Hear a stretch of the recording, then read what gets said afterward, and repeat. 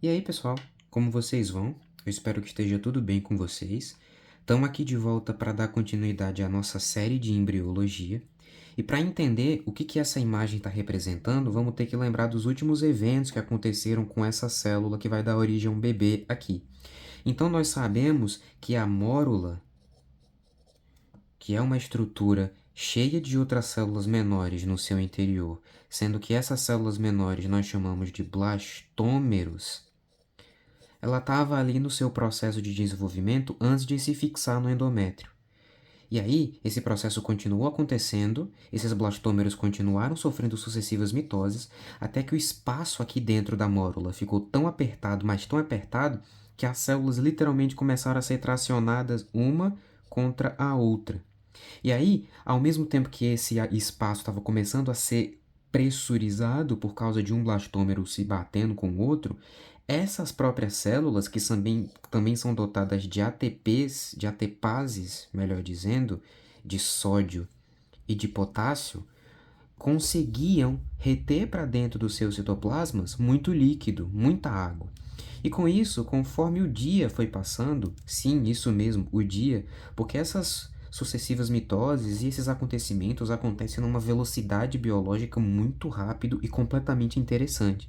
Então, no curso de apenas um ou no máximo 2 dias, a célula que antes era conhecida como uma mórula, né, porque parecia uma amora, até porque é isso que significa mórula no latim, ela agora parece uma estrutura que nós chamamos de blastocisto, porque aquela água que os blastômeros reteram para dentro da mórula por meio da atividade das ATPases de sódio e potássio, reorganizou as células e, por causa de uma pressão hidrostática, foi empurrando os blastômeros para a periferia, do jeito que eu estou desenhando aqui agora, sendo que um grupo desses blastômeros ficaram envoltos, meio que circunscrevendo, cercando por dentro a zona pelúcida, que ainda não arrebentou, e outro grupo de blastômeros, né, que não conseguiram ficar nas bordas, que as bordas já estão tudo preenchidas, ficaram mais ou menos aqui.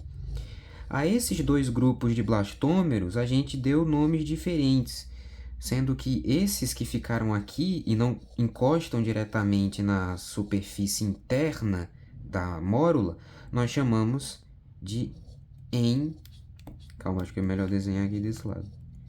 Embrioblastos. Porque vão dar origem ao embrião. Enquanto que esses blastômeros que estão na periferia circunscrevendo a antiga mórula, né? Agora isso aqui já é chamado de blastocisto. Blastocisto. Esses aqui constituem o trofoblasto, que vão futuramente, conforme a gestação for avançando, dar origem à placenta, possibilitar a comunicação do embrião com o corpo da mãe. Nesse momento, o blastocisto rompe-se da zona pelúcida, a mesma zona pelúcida que envolvia o ovócito secundário, então ele fica até alguns dias com ela. E aí, quando ele rompe dessa zona pelúcida, ele sai daquele primeiro terço inicial da tuba uterina e começa a sua migração até o endométrio, que está representado aqui nessa imagem. Quando ele vai chegar lá no endométrio, existe uma interação muito interessante que vai acontecer com as células do trofoblasto e o endométrio. Então, só lembrando, o trofoblasto são as células que ficaram na periferia, circunscrevendo o blastocisto por dentro. Quando o trofoblasto encosta literalmente na parede do endométrio, que é essa parede aqui, ó, representada, ocorre um processo de interação, uma sinalização química entre as células do endométrio e essas células aqui, ó, do trofoblasto. Então pensem que o endométrio está aqui, né? Eles estão encostando-se uns com os outros. Então ocorre uma troca química entre eles e a ativação de um sinal que faz com que essas células do trofoblasto, que estão encostando no endométrio, sofram uma diferenciação celular e se transformem em células que nós vamos a partir de agora chamar de sincício trofoblasto. Isso vai acontecer porque essas células que literalmente se encostaram no endométrio e receberam essa sinalização vão, em resposta a esses sinais, perder as suas membranas plasmáticas. Então, aqui seria uma célula, aqui seria outra e aqui outra, sucessivamente. Só que elas vão perder suas membranas plasmáticas, todas vão fundir os seus citoplasmas e no final das contas, o que vai resultar é uma grande célula, um grande citoplasma multinucleado, que na verdade são várias células que perderam suas membranas e ficaram todas juntas num único citoplasma. Inclusive é isso o que a palavra sincício significa. A gente vê esse termo também lá na cardiologia, né? Quando a gente vê o sincício das células marca-passo. Então, notem que a partir de agora, o livro, a literatura, vai utilizar sempre essa coloração mais verde clara para representar o sincício trofoblasto. E mesmo que não existisse nenhum tipo de cor aqui, dá para perceber perfeitamente que isso aqui é muito diferente disso, porque notem como existe uma delimitação perfeita entre essas células aqui, ó, e essas não. E aí, esse sincício trofoblasto, que é essa estrutura, e também tem um pouquinho aqui acontecendo, uma vez que essa maçaroca de células juntas começa a adentrar o endométrio, começa, na verdade, primeiro a fazer uma pressão no endométrio.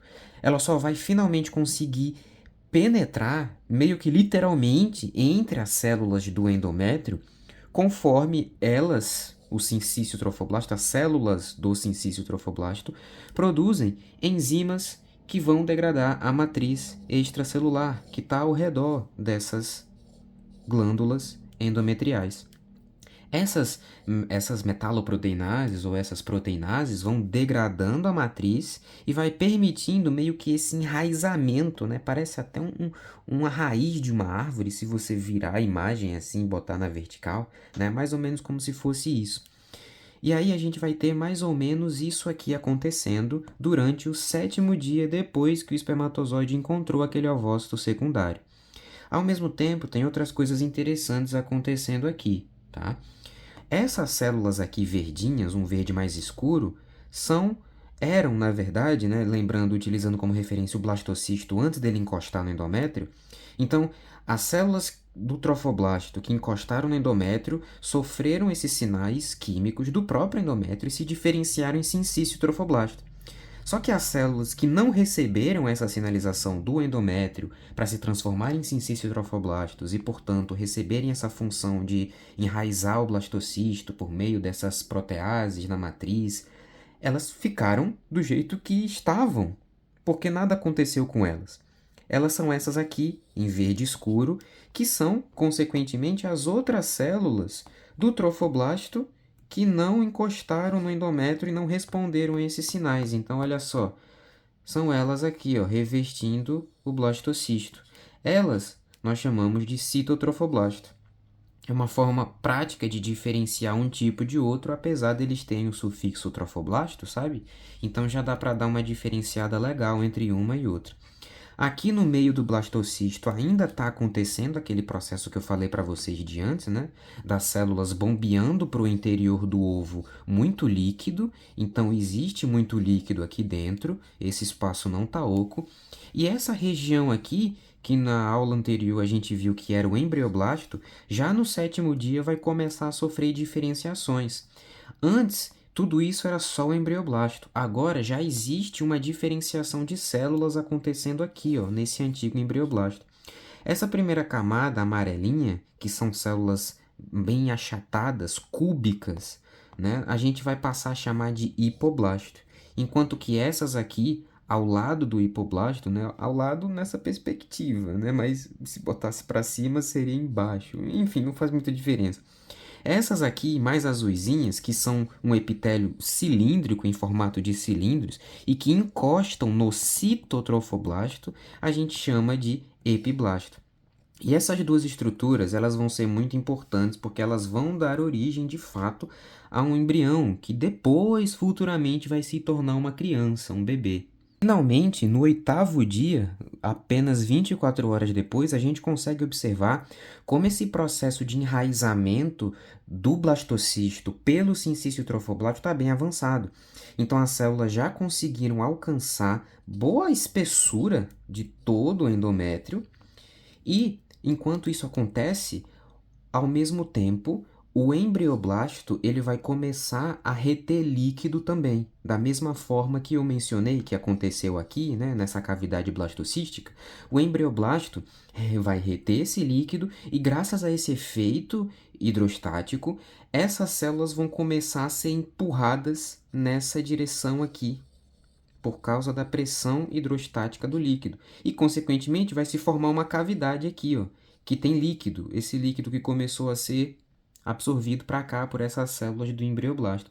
Essa cavidade aqui a gente vai chamar de cavidade amniótica. Acho que esse é o primeiro nome familiar para vocês, né? Lembra cavidade amniótica, lembra também líquido amniótico, né? É uma coisa mais parecida com o que a gente está acostumado a imaginar o bebezinho lá. Ah, então quer dizer que aquele líquido lá, que ele está literalmente submerso, é o líquido amniótico, então vai começar daqui. Exatamente, é mais ou menos isso que está acontecendo.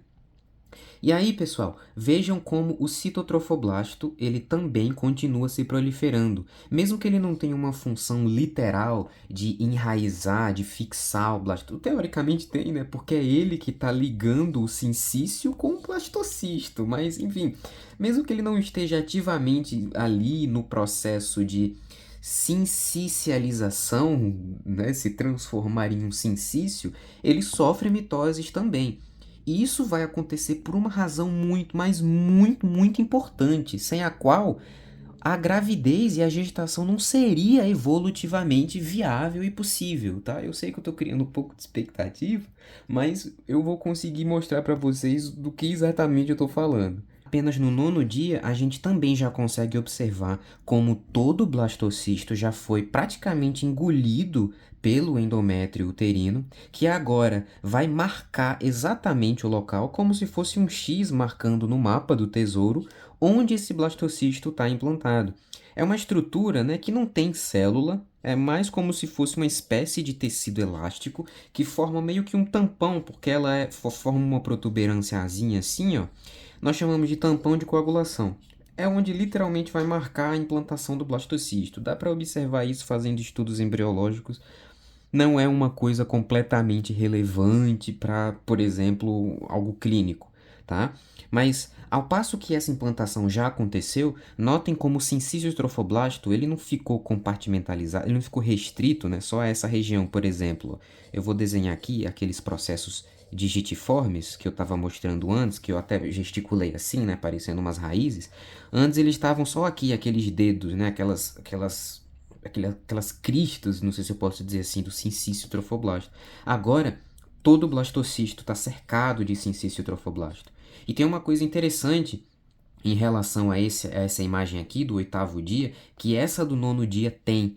É esse espaço aqui, ó, que nós chamamos de lacuna trofoblástica. As lacunas são espaços ocos, né, preenchidos pelo líquido local ou por componentes que não são celulares. E aí, essas lacunas são espaços ocos, olha só, você percebe que ela acontece ao redor de todo o blastocisto, mas isso vai ser especialmente importante, porque é ela que vai ser responsável por logo mais em breve possibilitar a geração de uma comunicação entre vasos sanguíneos. Notem como o sincício trofoblasto ele avança para bem próximo de um capilar, que é esse aqui.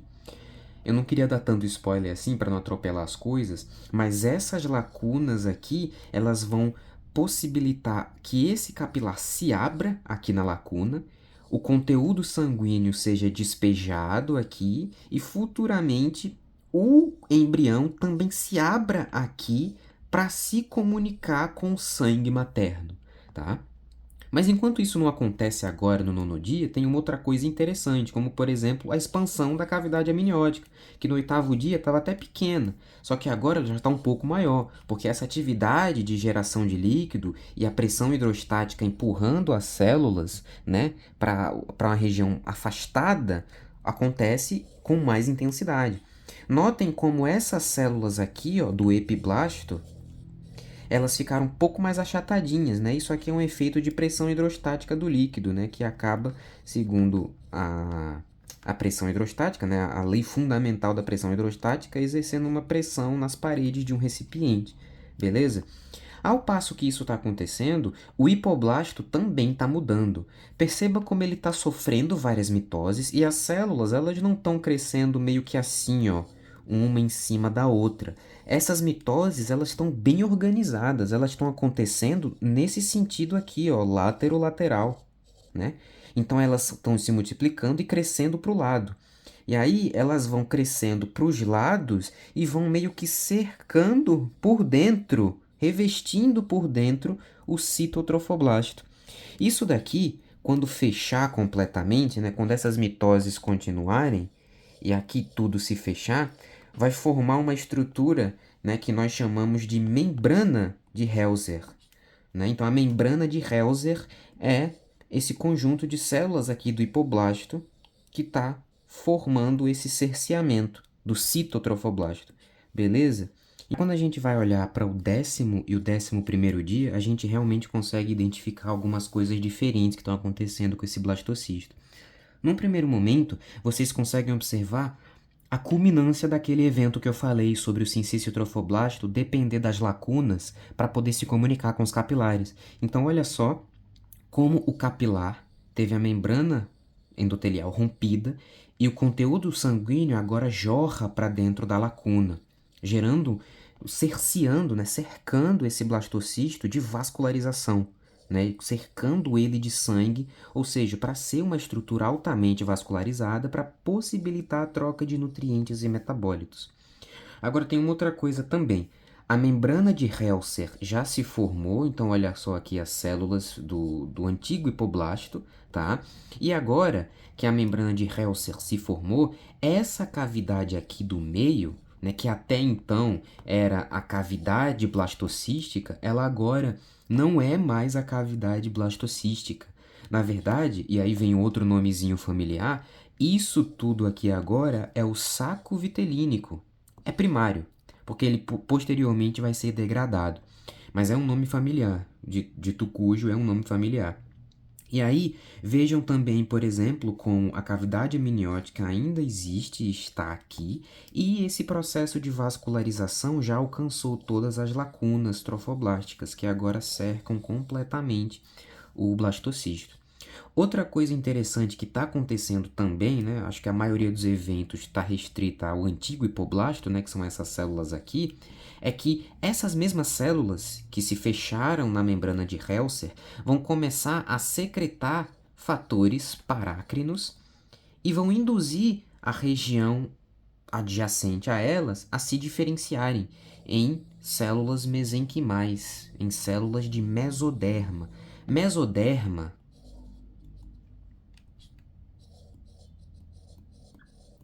é o tecido embrionário, é o ancestral do famoso tecido conjuntivo.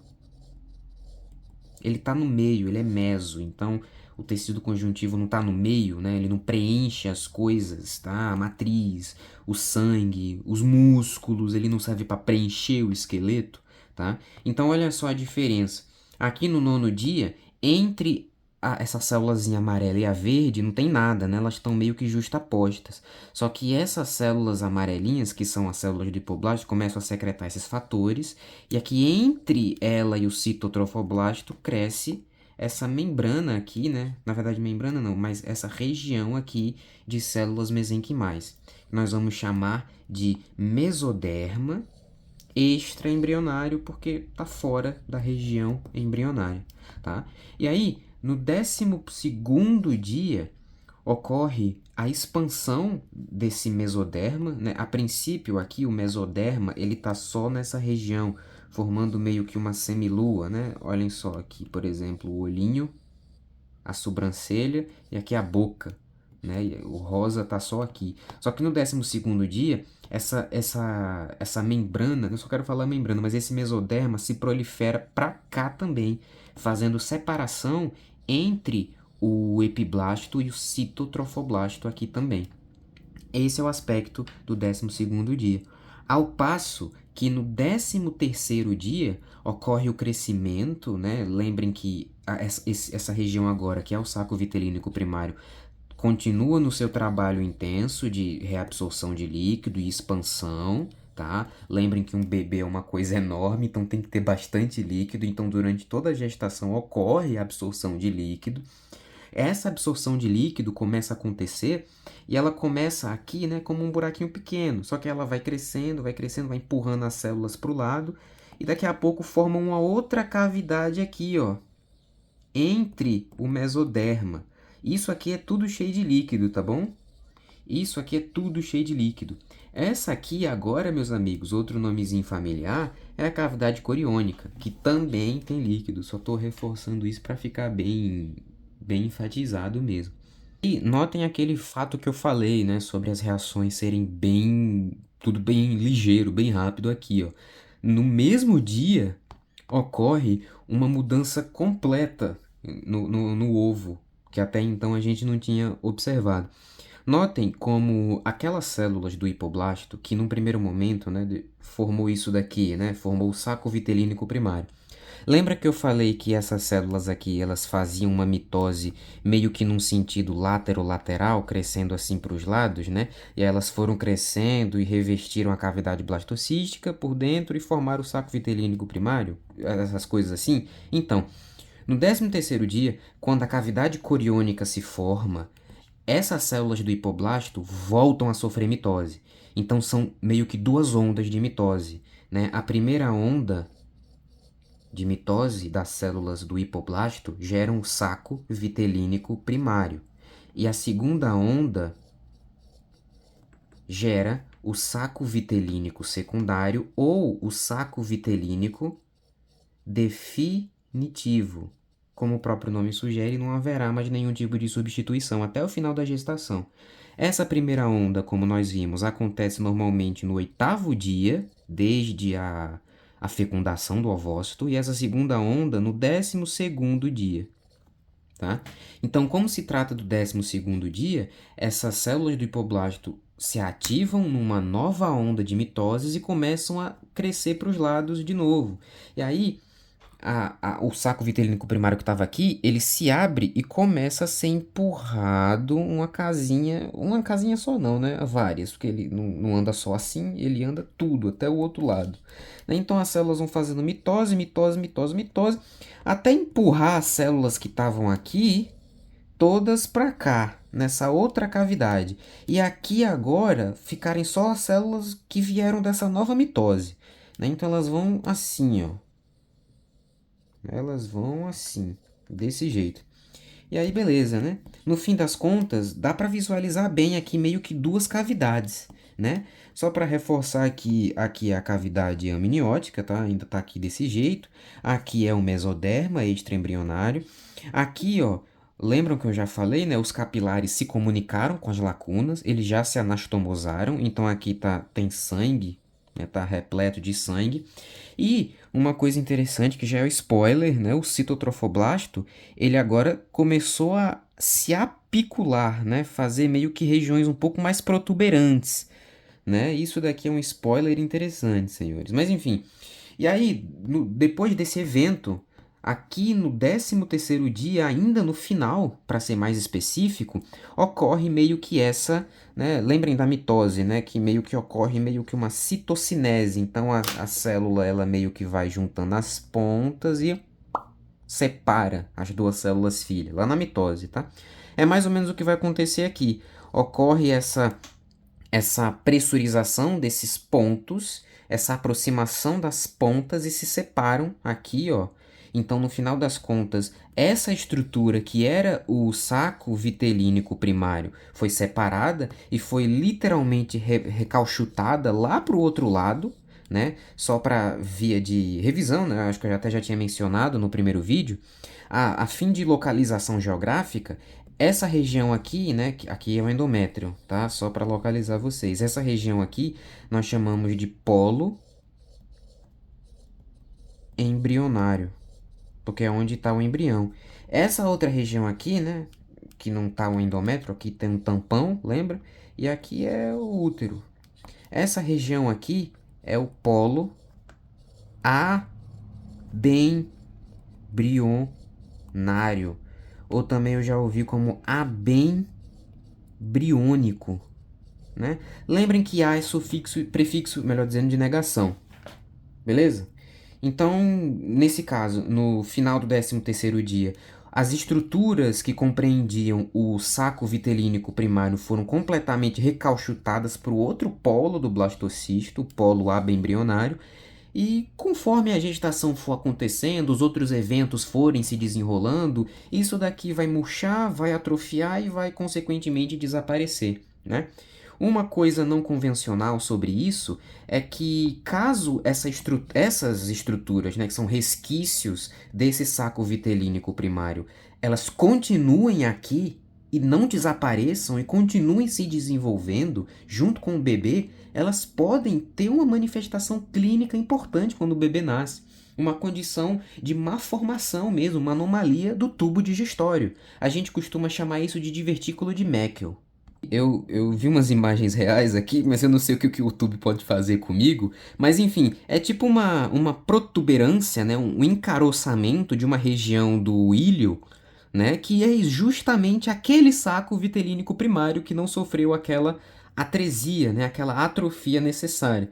Eu queria muito mostrar a imagem real. Eu vou mostrar bem rapidão aqui. Aqui, ó. É isso aqui, tá? Isso aqui, essa pontinha aqui, por incrível que pareça, né? Mas tem artefatos clínicos, tem sintomas clínicos para isso, e é muito incômodo.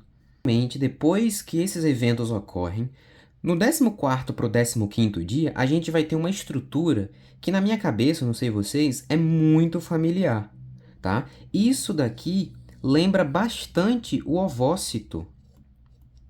Durante aquela fase de amadurecimento, lembram que as células da granulosa se reorganizam e suspendem o ovócito no meio do líquido cheio de estrogênio e os hormônios esteroides? Lembrando o próprio cúmulo zoóforos, esse pezinho aqui, não é? Olha só que poético da natureza fazer uma analogia à maturação do ovócito, já que agora isso aqui é o ovócito, era o que ele queria ser, né? E diferentemente do cúmulos, né, é essa região aqui que tem o mesoderma, que eu tanto falei para vocês, que é a única região que suspende o embrião no meio desse lago de líquido, nós chamamos de pedículo, não de cúmulos, tá? Eu só usei pela analogia para ficar um pouco mais palpável de entender. E aí, notem como praticamente mais nada vai mudar, né? Olha só aqui os resquícios desse saco vitelínico primário, que estão aqui literalmente no polo abembrionário. E aqui tem o citotrofoblasto, senhores. Olha só como ele já está muito diferente. Ele está fazendo, parece que só agora ele está meio que se enraizando, como o sincício, melhor dizendo, estava fazendo lá no 7º dia. Parece que ele é meio atrasadão, né, o citotrofoblasto, mas tudo bem. Todo mundo tem o seu tempo, nós respeitamos todos, né? Cada um tem o seu tempo e é assim mesmo. Bem, a título de curiosidade, aqui está um corte histológico mostrando tudo isso acontecendo para vocês. Então aqui a gente tem o endométrio, olha só. Isso daqui, como dá para ver, é a parte do embrião. Aqui são lacunas, né? Veja que é um rosa mais tomado para um vermelho, né? Porque as lacunas estão começando a se anastomosar. Olha só quantas lacunas aqui, ó, que vão se anastomosar com os capilares, tá? Aqui tem o epiblasto, né, que são células cilíndricas, olha como elas são altas, e aqui o hipoblasto, né? É para ser cuboide, né? Eu sei que, mas você tá dizendo, ó, como dá pra ver. Eu não tô conseguindo ver nada. Eu sei, mas é porque acho que, né, a lâmina meio que, né, estragou, não sei, porque esse aqui tá parecendo pavimentoso, né? Esse aqui tá parecendo cúbico, né? Como deveria ser, mas enfim, elas são cúbicas, tá bom? E essas aqui são cilíndricas. A mesma coisa. Essa imagem está muito melhor de identificar, né? Então, olha só. Aqui é o saco vitelínico primário, antes de sofrer aquela segunda onda de mitoses, tá? E aqui é o mesoderma, olha só, separando o citotrofoblasto do saco vitelínico. Perceberam que eu não estou mentindo? Esses desejos não são mentirosos? Isso aqui está acontecendo mesmo? Agora nós finalmente chegamos na parte mais interessante e na qual o citotrofoblasto, que no tempo dele, no ritmo dele, foi ali na constância, né? Que nem a história da lebre e da tartaruga. Não é uma tartaruga, é um jabuti, né? A lebre foi lá toda veloz, rapidona e tal. E o jabuti foi lá no ritmo dele, no tempo dele. No final das contas, ele ganhou muito dinheiro e vendeu o curso na Hotmart sobre como ganhar dinheiro. Esse é o momento dele brilhar, senhores, o citotrofoblasto. Sabe por quê? Porque até aqui, esse ovo já cresceu demais.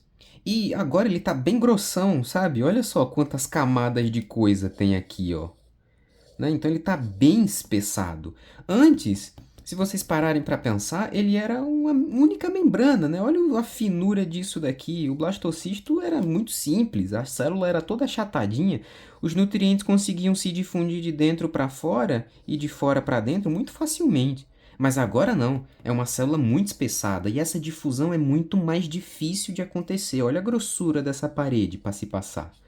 Por isso, senhores, nesse momento, para ser mais específico, a partir do 15º dia, esse blastocisto precisa começar a trabalhar num sistema circulatório, porque a difusão já não é mais suficiente para manter as necessidades metabólicas desse embrião aqui, que está crescendo muito rápido, ele muda muito em um único dia, então ele precisa de muito nutriente, ele precisa de muitos recursos para poder se dividir, tá? Então, o que isso vai acontecer, aliás, isso vai ser o gatilho para que esse blastocisto, esse ovo aqui, comece a se transformar, comece, na verdade, a dar um jeito ali, a se mobilizar e criar uma circulação, uma comunicação com o corpo da mãe. Né? Porque, assim, apesar das lacunas já estarem ali com os capilares, né, se comunicando, ainda não há um processo literal de vascularização com esse blastocisto. Até agora, meus senhores, até agora. Vocês sabem, né? Eu dei tanto arrudeio aqui, mas vocês já devem saber que quem é responsável por essa comunicação é a placenta. E aí você deve estar pensando, não, eu digo sim. Você diz, não, eu digo sim. É ele, o citotrofoblasto, senhores, que vai ser crucial para os rudimentos, para lançar as bases sólidas do que será a placenta. Aquela maçaroca redonda, cheia de veia, que quando o bebê nasce, enchem de tinta guache, botam uma folha e pronto. Olha só que lindo, tá? É esse brother aqui que vai lançar os fundamentos para a placenta acontecer. E tudo isso, senhores, vai acontecer graças a esse processo que eu chamei a atenção de vocês algumas imagens atrás, né? Quando o citotrofoblasto começa a emitir essas digitiformizações, ele começa a criar pontos, meio que como se ele estivesse ameaçando ali, eu vou, não vou, eu vou, não vou, né? Eu vou ali ou não, tá? É meio que isso que está acontecendo. Então, senhores, esses capilares maternos próximos ao sincício trofóblasto, aqui tem um, ó. Esses capilares maternos próximos aqui do sincício, eles vão se expandir, né, se fundem com as lacunas e se transformam a partir dessa fusão em capilares sinusoides, né? Então as células endoteliais se abrem, isso facilita o fluxo sanguíneo aumentado para a região e diminui a velocidade de fluxo local, o que dá tempo de fazer uma troca minuciosa e a miúde desses nutrientes metabólicos, tá? E aí, esse citotrofoblasto aqui começa a formar essas extensões, né, que vão começar literalmente a crescer e a peregrinar e a rumar, né, viajar, crescendo rumo essas lacunas. Então essas pontinhas aqui estão começando a emergir porque elas vão se proliferar rumo às lacunas. Aqui está quase chegando, né? Então aqui, ó, nesse sentido, a ideia do citotrofoblasto agora é alcançar as lacunas para possibilitar essa comunicação. E conforme isso vai acontecendo, senhores, notem que, por exemplo, em cima desse dedo aqui, ó, de citotrofoblasto, tem um pouquinho de sincício, tá vendo? Ó, esse verdinho mais claro.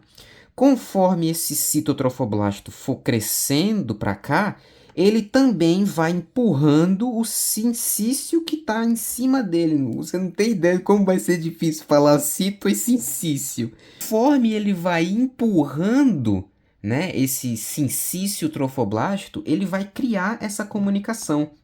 Então notem, aqui na primeira imagem, né, num corte de melhor visualização, vocês percebem que o citotrofoblasto fez essa digitiformização, ele fez um processo digitiforme aqui. E na frente dele tem sincício trofoblasto. Aqui está a lacuna E aqui estão os capilares, ó, cheios de sangue, que estão começando a se anastomosar e a despejar o sangue na lacuna, tá? E aí, como é que vai acontecer esse processo agora, né? Aqui é no 11º ao 13º dia, certo? Notem aqui, ó, no 16º dia, tá? Aqui no 16º dia, esse citotrofoblasto cresceu mais, certo? Diferente dessa imagem aqui, ó, que é esse processo digitiforme, essa extensão que está começando a crescer, ela está completamente preenchida de citotrofoblasto, né? Ela ainda não chegou do outro lado, obviamente, e esse aspecto aqui faz com que nós chamemos essa estrutura de vilosidade tronco primária, né? A primeira, não é a finalizada. Só que aqui, na secundária, né, na vilosidade tronco secundária, esse citotrofoblasto ele agora está sendo, na verdade, empurrado por outro tecido, que é aquele mesoderma. Olha só, o mesoderma já está aqui dentro, ó, ele agora está exercendo essa força, tá? Antes era só citotrofoblasto, beleza? Então, a partir desse 16º dia aqui, esse mesoderma, que está agora associado, sempre teve, né, associado ali, são sócios com o citotrofoblasto, ele começa também a penetrar no interior entre essas duas lacunas, por exemplo, né? Quando isso acontece, é esse marco aqui que nos faz dizer que essa estrutura evoluiu para o momento secundário dela, tá? Beleza? E aí, no final dessa terceira semana de gestação, aqui próximo do 21º dia, senhores, o que é que vai acontecer? Você deve estar me perguntando. Esse mesoderma vai continuar invaginando e aqui notem como, por exemplo, o citotrofoblasto já conseguiu chegar do outro lado, onde estão os capilares.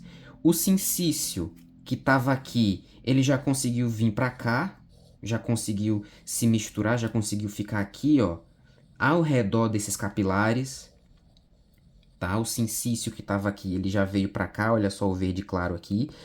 O citotrofoblasto que estava aqui também já chegou, olha só.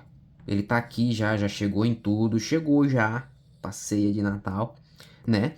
E agora, essa parte mais incrível, cara. Isso aqui é lindo, velho. Me desculpa aí o desabafo, mas isso aí é verdade.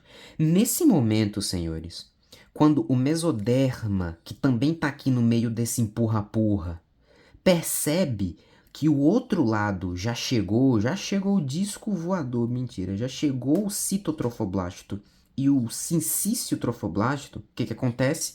O mesoderma, que eu falei para vocês que é o ancestral do que? Do tecido conjuntivo. O que que é tecido conjuntivo, senhores? Osso, músculo. Calma aí que eu não vou conseguir escrever aqui não, é por causa do ímã. Nervos. E o que mais é tecido conjuntivo? Caramba, absoluto cinema. Vaso sanguíneo. No momento que o sincício trofoblasto e o citotrofoblasto chegam do outro lado da lacuna, o mesoderma se diferencia em veia e artéria. Aí pronto. Cinema. É cinema, senhores, porque agora existe uma circulação literal. Esses vasos vão difundir o seu conteúdo para a lacuna, que está cheia de sangue, tá? E, consequentemente, da lacuna vai vir para o capilar, e do capilar para a lacuna, tá? Então, olha só como o vaso sanguíneo é muito mais potente do que uma simples difusão. Por exemplo, o sangue está aqui, né? Olha só. Graças à presença dos vasos sanguíneos, esse sangue, essa difusão de componentes vai conseguir passar pelo próprio endotélio do vaso, que está aqui revestindo o vaso, vai passar por esse tecido conjuntivo aqui, do mesoderma, que é um tecido frouxo, vai passar pelo citotrofoblasto, pelo sincício trofoblasto e alcançar a lacuna. Olha só o poder de um sistema circulatório, né? Como assim um sistema circulatório? Vocês lembrem que a mulher, né, na qual o corpo está possibilitando isso, ela tem um coração, né? Ela tem uma bomba. A bomba está movendo o sangue, está gerando circulação. Então, a força que possibilita o sangue atravessar essa paredona aqui, ó, é o coração da mulher, tá? Ah, é o do bebê? Ainda não, calma, são cenas para um próximo episódio.